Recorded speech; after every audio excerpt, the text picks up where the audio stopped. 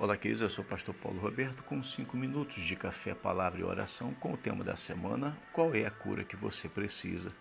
Estou aqui em Isaías capítulo 53, versículo 5, a parte B. O castigo que nos traz a paz estava sobre ele e pelas suas pisaduras fomos sarados. É interessante que quando eu era um jovem pregador, eu tinha um sonho. É um sonho meio esquisito.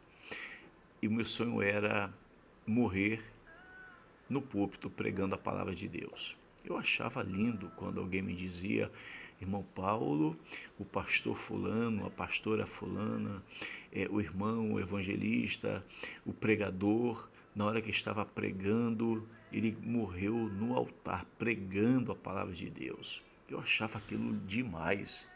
Eu queria que isso também acontecesse comigo, porque na minha concepção, toda vez que um pregador, um servo do Senhor, uma serva morria enquanto pregava a palavra do Senhor, era sinal de que Deus estava tão feliz com eles que aquele servo foi levado para o céu.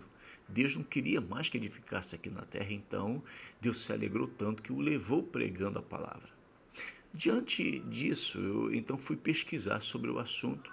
Eu pude fazer duas descobertas.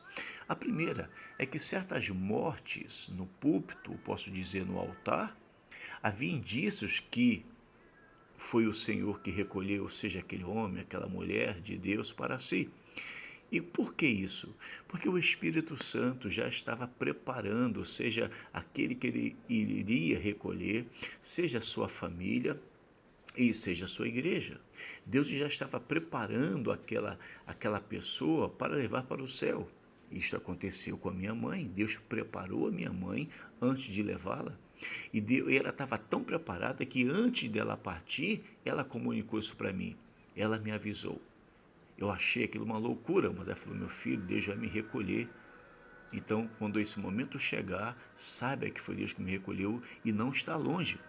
Então, queridos, entenda isso. Há momentos que Deus sim leva o seu servo, mas independentemente de estar no púlpito, estar no altar ou fora dele, há pessoas que, em particular, Deus prepara antes de levar.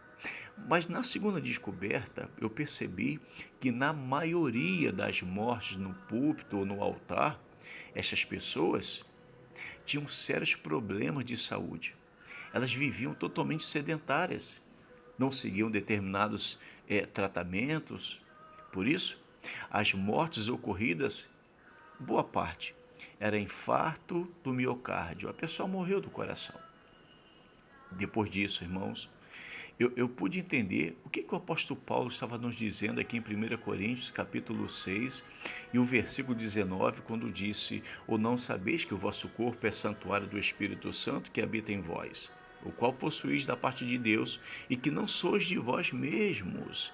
Por isso, irmãos, diante dessa tricotomia, sabendo que nós somos alma, corpo e espírito, que existe uma parte biológica que precisa ser tratada, cuidada, mas também existe a parte espiritual que nós não podemos descartar.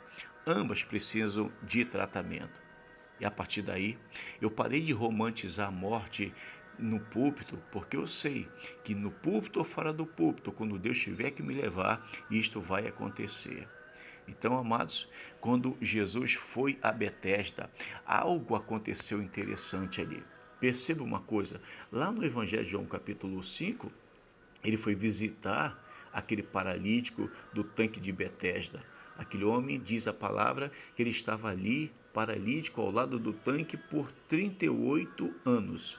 Quando Jesus visita este homem, é importante entender que ele opera na vida daquele homem em duas áreas da sua vida, tanto na parte biológica quanto na parte espiritual. É interessante que antes de Jesus disso acontecer, entenda, ele fez uma pergunta. A pergunta que Jesus faz para aquele homem foi meio sem sentido. Queres ser curado? Está aí no Evangelho de João, capítulo 5, versículo 6. Você quer ser curado? Entenda, esta foi a única vez que ele fez este tipo de pergunta. Isto significa que ele não vai fazer qualquer coisa por mim ou por você que o teu coração não deseje. Eu lembro que certa vez eu fui visitar um irmão com câncer no hospital e era um grande pregador do evangelho, um grande teólogo, e eu fui lá com o coração alegre, pedindo a Deus para que aquele homem fosse curado. E quando eu perguntei para ele se ele aceitaria uma oração para que Deus tirasse ele daquele leito, aquele homem disse: irmão Paulo, não ore por mim para que eu seja curado. Quando ele falou isso, eu confesso que eu não entendi nada.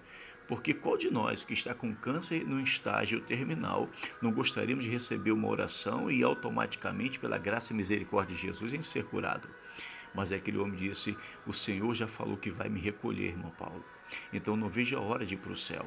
Você entende que há situações, irmãos, há situações em que a pessoa está desejosa de uma cura e quer ser curada. Há outras situações que ela quer ir para o céu.